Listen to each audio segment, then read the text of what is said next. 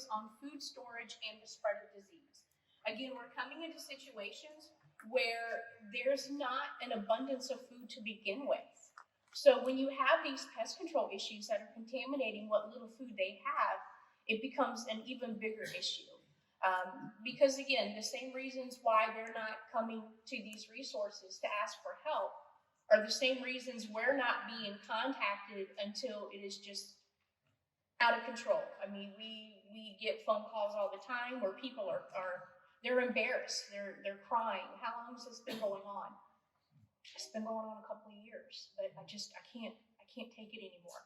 Absolutely. And it's embarrassing. And we really need to break down these stereotypes that dirty houses have pests. If you have roaches, you're dirty. If you have bed bugs, you're dirty. And it's wrong. And just for the same reasons, a lot of people aren't reaching out to these food banks. It's this mental block that they have, and we just really need to get back from it. So the biggest thing is that pests are not merely a nuisance, but they pose a serious threat to us. To our daily lives, whether it's rats or mice or roaches or other unwanted creatures, these pests wreak havoc in our homes. One of the primary concerns, of course, is the potential to contaminate the food source, which we kind of touched on. They infiltrate pantries, they feast on the provisions, and on top of that, they're leaving behind that secondary contamination, the urine, the feces, the hair, the mites, the lice, the fleas. And this contamination not only compromises that little bit of food source that they did have as a home, but it also exposes them to all these other health risks, these other health concerns that, again, sometimes go undiagnosed just because of that stigma that they have. So food storage is a critical aspect of pest control, and by practicing proper storage techniques, again, don't leave the food out in the open, which it's a big thing for some of these households. Again, if they only have a loaf of bread that they got from the food pantry and they bring it home and they have a pest control issue and they're leaving the bag of bread open, well, now guess what? It's contaminated, they can't eat it, and then they have to make another trip back to the food bank, which took so much of themselves emotionally and mentally to go in the first place. Additionally, maintaining clean and organized spaces. The biggest thing I always tell people, look, if you can't see it, how am I supposed to see it? Insects are like children. They're curious, but they are very, very cautious. They are hiding underneath that bag of food. They are hiding in that open bag of cereal. You don't have a lot of food to begin with, and now you've just left it open. And now you can't eat it. And unfortunately, they will continue to eat it and make themselves sick. Maintaining and clean organized stations, regular inspections, and promptly addressing any signs. That is the biggest thing. It is so critical for us to get involved from the beginning, especially when it comes to wild animals. Again, we get calls all the time. Well, how long have you had a raccoon suspect in your attic? A year.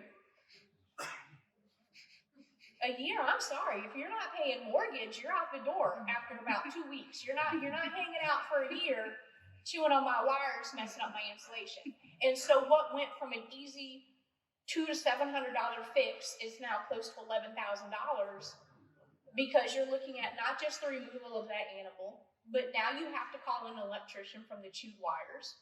Now you have to replace all that insulation because it's completely compromised by the latrines. And it's just something small has just snowballed. And additionally, it's just the sanitation. So the broader issue of wild animals invading our homes. At Summit, we believe everything has a purpose. That's God's will. There's nothing here that has no purpose. Everything has a purpose. Our job is to find a balance. My job is to find a balance between the skunk living in your backyard and your front porch. My job is to make sure he doesn't come up on your front porch when you go outside to check the mail. So it's essential to draw that clear line So wild animals, if allowed to nest or roam freely within our homes, can cause significant damage. Again, insulation repair, structural issues, health issues. I don't know if anybody has ever been into a home that has a German roach infestation or a little brown bat infestation, but that is a smell you will never, ever forget. It stays in your hair, it stays in your clothes, and then you go into the office and they make you go back outside and you have to talk to them on the phone because you smell bad and they don't want you in the office. But again, these guys are also pathogens. So in the industry, we have something called vectors. Vectors are going to be your skunks. They're going to be your raccoons. They're going to be your mice. Anything that has the potential to carry a disease from point A to point B is considered a vector. A lot of these guys that are having issues that are going to harbor in your homes, the mice, the raccoons, the skunks, the possums, all these little guys that everybody is feeding because it's so cute. I watched a video on Facebook the other day and I screamed for like 10 minutes in my head because this woman was so proud she was training this raccoon to eat out of her hand. I love raccoons. They're one of my favorite animals. But she's not going to think that raccoon is so cute when it attacks her cat, because that raccoon is seeing that cat as a threat to their food source. So yes, he's adorable, but there's a reason why he's out in the woods. You can't change this guy, you can't put the little vest and the collar on him and take him into PetSmart. This isn't something that's acceptable. There's a reason why. And unfortunately, when that starts to happen, that invisible barrier between us and them is broken down. And that's when we start to see this contamination. That's when we start to see, I'm pulling out your stove and I'm seeing rat droppings everywhere. I'm up in your attic and I'm looking at your insulation and I'm seeing where the mouse has completely stripped that plastic coating off of all of your electrical. And now it's not just a squirrel issue or a hygiene issue, it's now a fire hazard. And I can't get out of that house fast enough because I don't know what kind of coverage you have. So, again, the biggest thing is we act humanely, we act responsibly. None of us got in this industry because we hate animals. We got in this industry because we want to help people, because we want to find that balance, and we want wildlife to be respected, and we believe that people need to be respected. So that's why we're here. We've been in business over 30 years. We are truly family owned and operated. You can see Mr. Scott and Miss Wanda walking around the office every day. If Miss Wanda doesn't tell you good morning, you're beautiful, you know you've messed up and you've got to go apologize and figure out what you did. But again, it is a truly family owned and operated company, and we truly want to help the community and we want to be out there. So the biggest thing is, if you guys have questions, if you have clients, if you go into homes and there's issues that you don't really know,